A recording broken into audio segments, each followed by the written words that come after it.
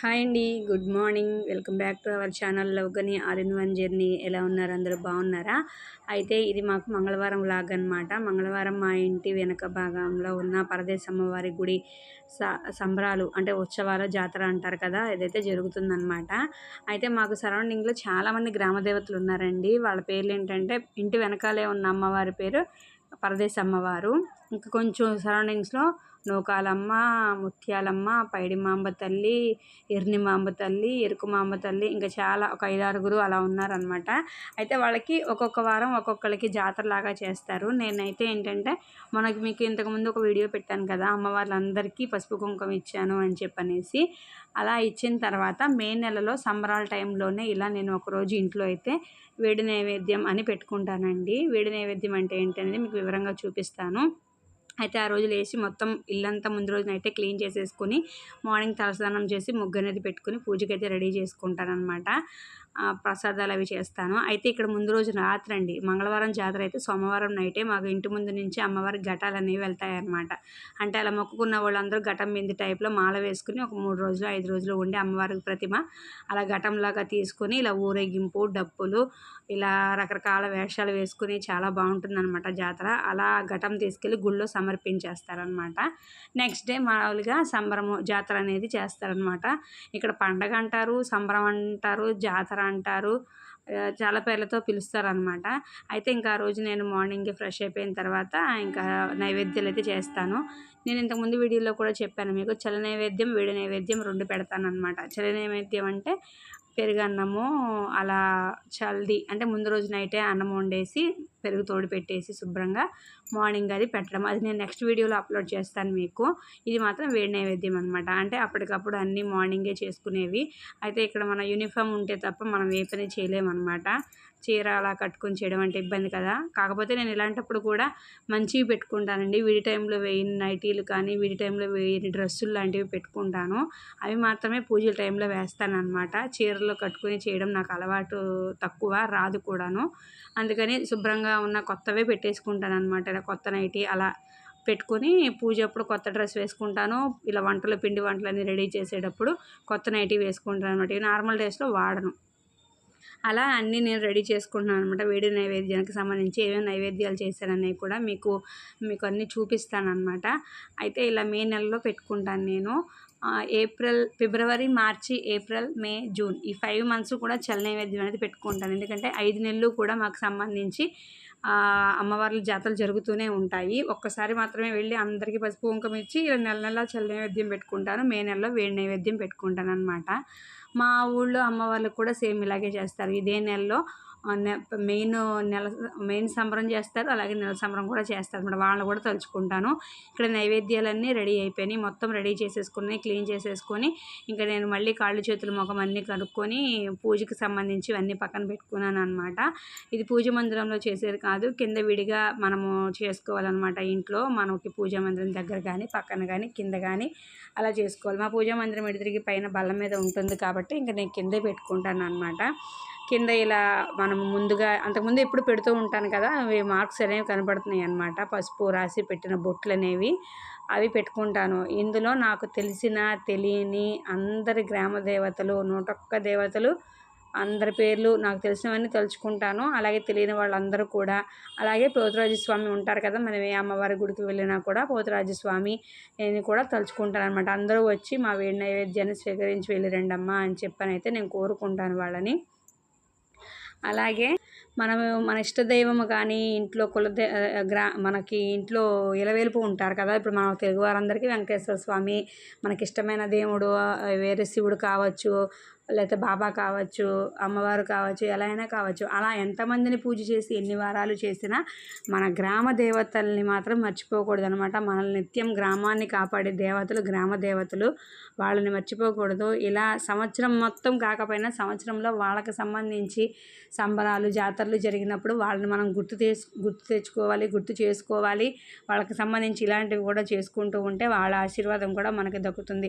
ఇప్పుడు ఏదైనా మాకైతే పెళ్ళికి కానివ్వండి, లేదంటే డెలివరీ అయిన తర్వాత అత్తగారింటికి వెళ్ళేటప్పుడు కానివ్వండి, ఇలా మనం ఏ పని మీద వెళ్ళినా కూడా మా మా అమ్మ వాళ్ళ అలవాటు ఏంటంటే, మా డాడీ కానీ ఎక్కడికి వెళ్ళినా దూరం పనులకు వెళ్ళినా అలా ఎక్కడికి వెళ్ళినా గ్రామదేవతకి ఒక్కసారి వెళ్ళి కనపడి దండం పెట్టుకొని ఇలా వెళ్ళొస్తామమ్మా అని చెప్పుకుని వెళ్తారనమాట. ఆ అలవాటు అయితే ఉందన్నమాట.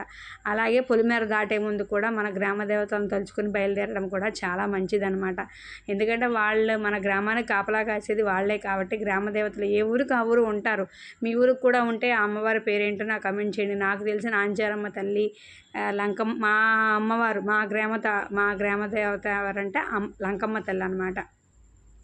మాకు సైడ్ ఇంకా నాంచారమ్మ తల్లని, కొండలమ్మ తల్లని, ఇంకా చాలామంది ఉన్నారు అలా పేర్లు, అలా ఉంటారనమాట.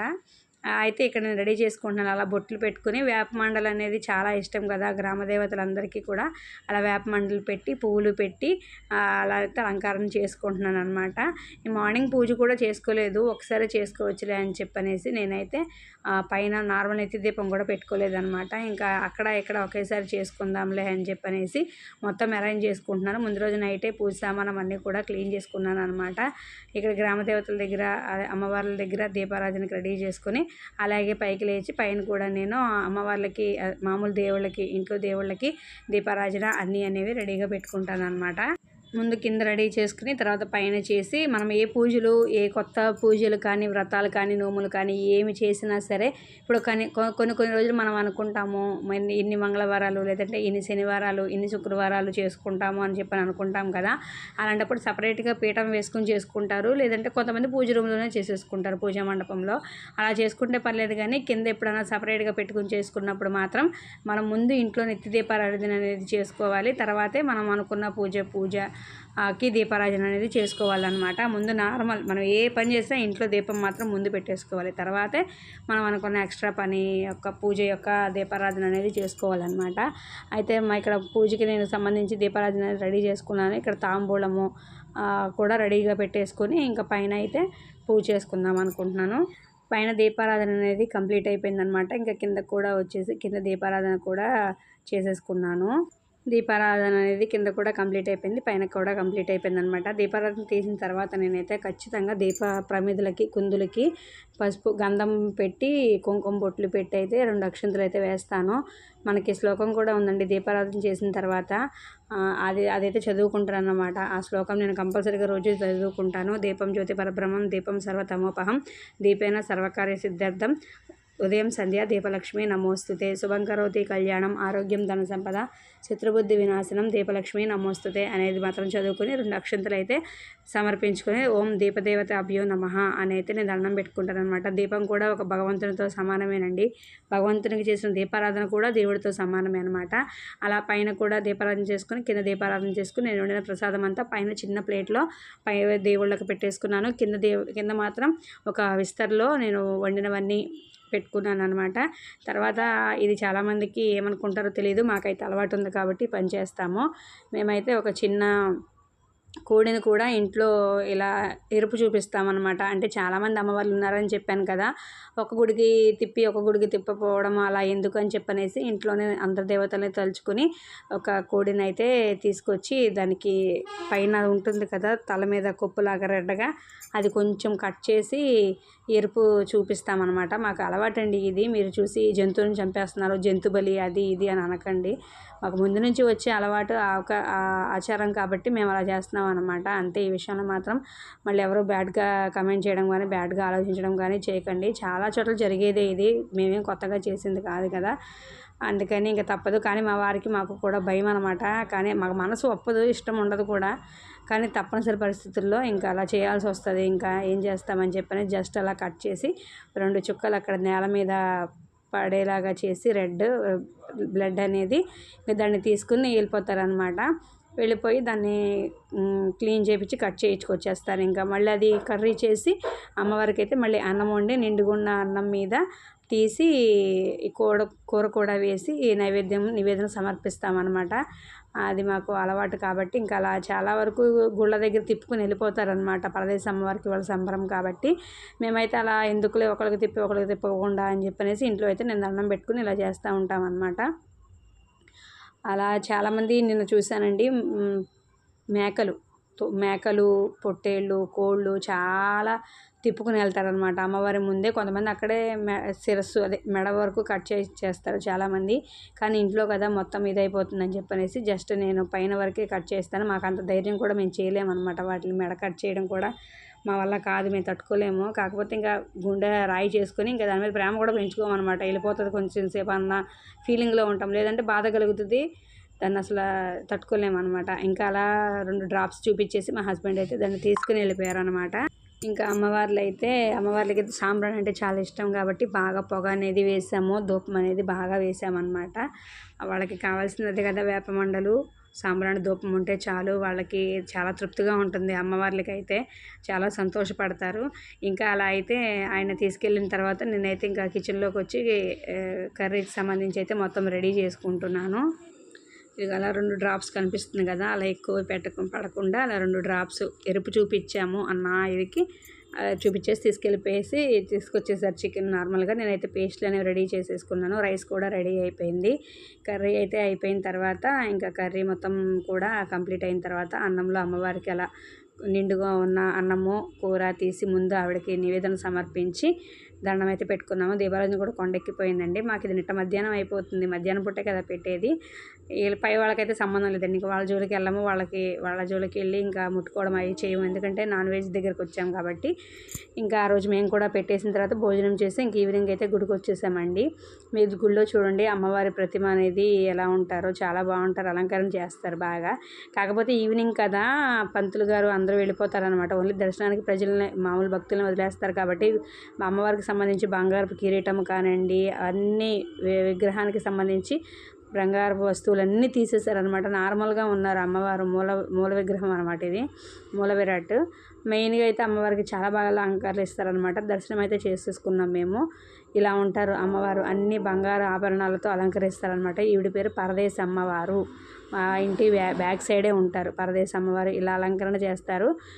మెయిన్ బయట కనపడే విగ్రహం అయితే ఇలా ఉంటుందన్నమాట. పెద్దగా ఉంటారు అమ్మవారు, చాలా నిండుగా కళగా ఉంటారు. ఇంకా మాకు దర్శనం అది అయిపోయిన తర్వాత మేము బయటకు వచ్చేసాము.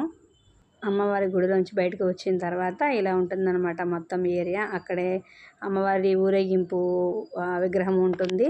అలాగే అమ్మవారు సర్పరూపధారణండి. అమ్మవారు పాము రూపంలో ఉంటారనమాట. మా బ్యాక్ సైడ్ కూడా చాలా కనిపిస్తూ ఉంటుంది అమ్మవారు అని అంటారు. పెద్ద పాము అనమాట, బ్లాక్ కలర్లో గోల్డ్ కలర్లో 2 ఉండేవి. చాలా పెద్ద వయసు. ఇంకా అలా ఇప్పుడు కూడా కనిపిస్తుంది, నల్లగా ఉంటుంది పెద్ద పాము. అమ్మవారు సర్పరూపధారిణి అనమాట, పాము రూపంలో ఉంటారు, సంచరిస్తూ ఉంటారు. ఇంకా అలా మేము జాతర మొత్తం తిరిగేసి పిల్లలకి ఏవో బొమ్మలు అడిగారు, అవి కొనుక్కొని రిటర్న్ అయితే బయలుదేరిపోయామన్నమాట. ఇంకా ఘటాలు వస్తూనే ఉన్నాయి. ఇదండి మా ఊరి సంబరం. మీకు ఎలా అనిపించింది? ఇలా సెలబ్రేట్ చేసుకుంటాం అనమాట మేము అమ్మవారి జాతర అనేది. నేను నెక్స్ట్ వీడియోలో చల్ల నైవేద్యం ఎలా పెడతాను అనేది కూడా మీకు చూపిస్తాను. ఎందుకంటే వేడి నైవేద్యం పెట్టాను కాబట్టి లక్షవారం కంపల్సరీగా చల్ల నైవేద్యం అనేది పెట్టుకుంటాను అనమాట. చల్లగా వెళ్ళిరా తల్లి అని చెప్పని అమ్మవార్లందరికీ కూడా పెట్టుకుంటాను. అది నెక్స్ట్ వీడియోలో మీకు అప్లోడ్ చేస్తాను. రేపు గురువారం పెడతాను కాబట్టి మీకు ఫ్రైడే అలా వస్తుంది వీడియో అనేది. ఈ వీడియో చూసి మీకు ఎలా అనిపించిందో కమెంట్ సెక్షన్లో కమెంట్ చేయండి. మీకు ఇలా పెట్టే అలవాటు ఉంటే మీరు ఒక చిన్న కమెంట్ చేయండి, వీడియోని లైక్ చేయండి. ఎవరికైనా నచ్చితే వీడియో సపోర్ట్ చేయండి మన ఛానల్ని. అందరూ బాగుండాలి, ఆశీర్వాదం అమ్మవారిది అందరికీ ఉండాలని కోరుకుంటూ మరొక మంచి వీడియోతో కలుద్దాం. అంతవరకు బాయ్ బాయ్.